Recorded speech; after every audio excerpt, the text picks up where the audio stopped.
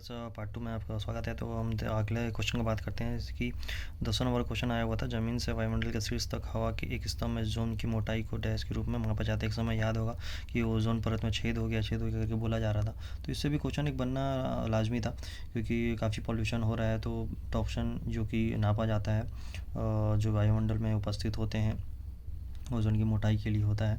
तो इस तरह क्वेश्चंस आते हैं, क्योंकि अब करंट अफेयर में जो चीज़ आते हैं उसमें डायरेक्टली क्वेश्चन ना पूछ के इनडायरेक्टली तरीके पूछे जाते हैं, लेकिन क्वेश्चन आना तय है, क्योंकि ये सब चीज़ें मोस्ट बेसिक है और काफ़ी ज़्यादा आपके रियल लाइफ में इम्पैक्ट करते हैं। तो ये क्वेश्चन आएंगे ही। अब जैसे कैबिनेट सचिवालय के संबंध में निम्नलिखित कथनों का विचार करें, तो देख सकते हैं कैबिनेट सचिवालय मतलब कैबिनेट सेक्रेटेरिएट के बारे में पूछ रहे हैं। काफ़ी important question, polity related question है।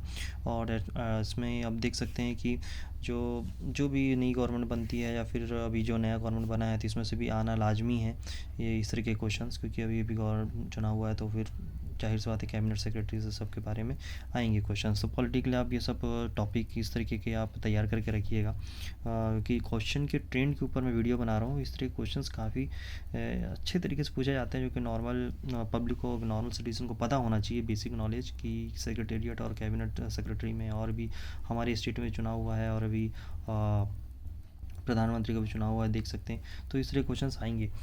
इसको आपको ये टॉपिक इस तरह के तैयार करके रखना ही है। अब 12वें मासिक भौतिकी में नोबेल पुरस्कार 2023 प्रदान किया गया। ये आपको देख सकते हैं कि फिजिक्स का नोबेल प्राइज़ वाले क्वेश्चंस हैं। ये तो बेसिकली आना ही है, क्योंकि जब से रिवोल्यूशन हुआ है, अभी टेक्नोलॉजी अपडेशन चल रहा है, काफ़ी ज़्यादा इन्वेस्टमेंट हो रहा है टेक्नोलॉजी के ऊपर, तो ये क्वेश्चंस भी आने हैं। और आपको याद होगा कि एक LED लाइट के भी काफ़ी ज़्यादा प्रोसेस में था उस टाइम पे, बूढ़े हुए थे खबर, तो उससे भी क्वेश्चन आया हुआ था। वैसे ही नोबेल प्राइज़ से आना ही है, फिजिक्स, केमिस्ट्री, बायोलॉजी और भी अदर नोबेल पीस प्राइज़ वाले ये सब क्वेश्चंस आते ही हैं। तो ये देखते हैं आप अगला 13वां जो है रॉलेट सत्याग्रह के बारे में निम्नलिखित कदमों पर विचार करें। ये अनगिनत बार पूछा गया है रॉलेट एक्ट के बारे में और रॉलेट सत्याग्रह के बारे में। ये बेसिकली हिस्ट्री क्वेश्चन आपको रेडी करके ही जाना है। एक नॉर्मल बेसिक को सिटीजन को पता ही होना चाहिए कि किस तरह के क्वेश्चंस आ रहे हैं, और जो हिस्ट्री होता है मॉडर्न हिस्ट्री में उसको क्या क्या तैयार करके जाना है। कुछ ही टॉपिक ही कवर होते हैं, लेकिन काफ़ी अच्छे अच्छे क्वेश्चन आते हैं, ना ही डीप जाते हैं ना ही काफ़ी ऊपर हैं, लेकिन मिडिल पेज से क्वेश्चन उठाते हैं CGPSC। ये क्वेश्चन काफ़ी मनपसंद माना जाता है CGPSC का। तो इस तरह की हिस्ट्री के जो टॉपिक्स हैं, कुछ हाईलाइटेड टॉपिक, उसको तो आप याद करके जाइए, क्योंकि वो क्वेश्चन उसमें से आना ही है। आ जाते हैं नेक्स्ट क्वेश्चन में। 14 भारत के सर्वोच्च न्यायालय में सरकार का मुख्य विधिक सलाहकार और इसका प्राथमिक अधिवक्ता कौन। इसमें काफ़ी कन्फ्यूज़न क्रिएट होता है, काफ़ी ज़्यादा क्रिएट होता है, और इसके क्वेश्चंस अधिकतर टाइम घुमा फिरा के ही आते हैं, पॉलिटिकल क्वेश्चन से। और भी डेफिनेटली इस टॉपिक से एक ना एक क्वेश्चन आना ही है, क्योंकि हाल ही में चुनाव हुआ है, तो किस तरीके से सिलेक्शन हुआ है, कैबिनेट कौन है और किस तरीके से चलाया जा रहा है गवर्नमेंट, ये क्वेश्चन आने ही हैं। और इसमें काफ़ी कन्फ्यूजिंग क्वेश्चन पूछा ही जाता है। 15 में आ जाते हैं। इसरो द्वारा हाल ही में शुरू किए गए एक्सपोसेट एक्सट्रापोलीमीटर सैटेलाइट के बारे में निम्नलिखित कथनों पर विचार करें। ये आप देख सकते हैं करंट अफेयर में आया हुआ था। जब से मून मिशन लॉन्च हुआ तो काफ़ी ज़्यादा रुझान आ गया पब्लिक का, और करंट अफेयर में टेक्निकल इन्वेस्टमेंट और टेक्निकल अपडेशन बहुत ज़्यादा वर्क करी गवर्नमेंट थी। इसमें से भी क्वेश्चन आने जरूरी। इसरो के तो क्वेश्चन आने ही है, इसको तो छोड़े ही नहीं जाना है। मुश्किल से मेरे को लग रहा है कि 10 से 15 ही क्वेश्चन है, जो कि सैटेलाइट कौन से इस्तेमाल करते हैं, कौन से रॉकेट के इस्तेमाल करते हैं, कौन सा अभी मून मिशन गया हुआ था, कौन से मिशन पर छोड़ा गया है, सैटेलाइट किस जगह पर आया हुआ है। अभी देख रहे हैं कि आप चंद्रमा में भी सैटेलाइट भेजे हुए हैं, सूरज की तरफ भी सैटेलाइट भेजे हुए हैं। तो इस तरह के क्वेश्चंस आना ही है, एक ना एक क्वेश्चंस तो आना ही है, डेफिनेटली श्योर है।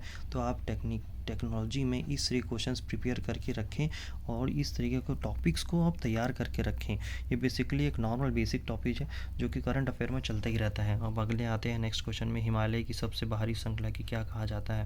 अब देख सकते हैं कि ये क्वेश्चन जो आए हुए हैं जोग्राफी के, इंडियन जोग्राफी, इसमें भी देखेंगे काफ़ी डीप नहीं गया है। ये रिलेटेड है आपके जो भी शिवालिक हैं, फिर माउंटेन रेंज जो भी ऊपर नॉर्थ में है। तो इस तरह के क्वेश्चंस आते हैं, काफ़ी ज़्यादा ही पूछा जा रहा है हिमालय की तरफ से क्वेश्चंस, क्योंकि उस तरीके से देखा जाए तो उधर थोड़ा खिटपिट तो होता ही रहता है। तो ये क्वेश्चंस भी आते ही हैं और काफ़ी मन पसंदीदा है CGPSC के। और भारत की 12वीं पंचवर्षीय योजना की अवधि क्या थी। ये देखिए, ये जो आखिरी पंचवर्षीय योजना कब ख़त्म हुई, पहली कौन सी थी, किस ईयर में छत्तीसगढ़ का किस पंचवर्षीय योजना में छत्तीसगढ़ का निर्माण हुआ, और भी अभी जो माइलस्टोन पंचवर्षीय योजना है उसको तो आप रेडी करके रखिए, एक अलग से नोट्स बना लीजिए, क्योंकि पंचवर्षीय योजना से भले ही उसको अभी तक हटा दिया गया है, नीति आयोग आ गया है, लेकिन फिर भी आपको एक पंचवर्षीय योजना से क्वेश्चन आ रहे हैं, आप देख सकते हैं। तो अभी इस तरीके के माइलस्टोन जो कि पंचवर्षीय योजना में जो बड़े बड़े काम हुए हैं, जो कि टर्निंग पॉइंट हुए हैं, उसको आप प्रिपेयर करके रख लीजिए।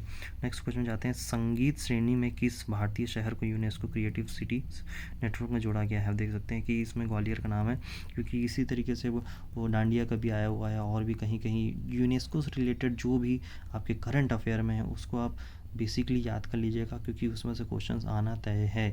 अभी भी एक और टाइगर रिजर्व बना हुआ है, हाल ही में बना हुआ है, नया टाइगर रिजर्व बन गया, और यूनेस्को ने एक और साइट को सिलेक्ट किया है भारत में। तो ये क्वेश्चंस पूछे जाते हैं, आर्ट एंड कल्चर है या फिर इंटरनेशनल अफेयर्स में या फिर करंट अफेयर में। तो ये इस तरह के टॉपिक है, इस तरह क्वेश्चन ये रिपीट होते हैं। मैं इसी क्वेश्चन पेपर में ये तो पूछा गया यूनेस्को का, एक और क्वेश्चन आया हुआ है यूनेस्को से ही लिया गया है, 2 क्वेश्चन आ गए हैं मतलब इस क्वेश्चन पेपर में।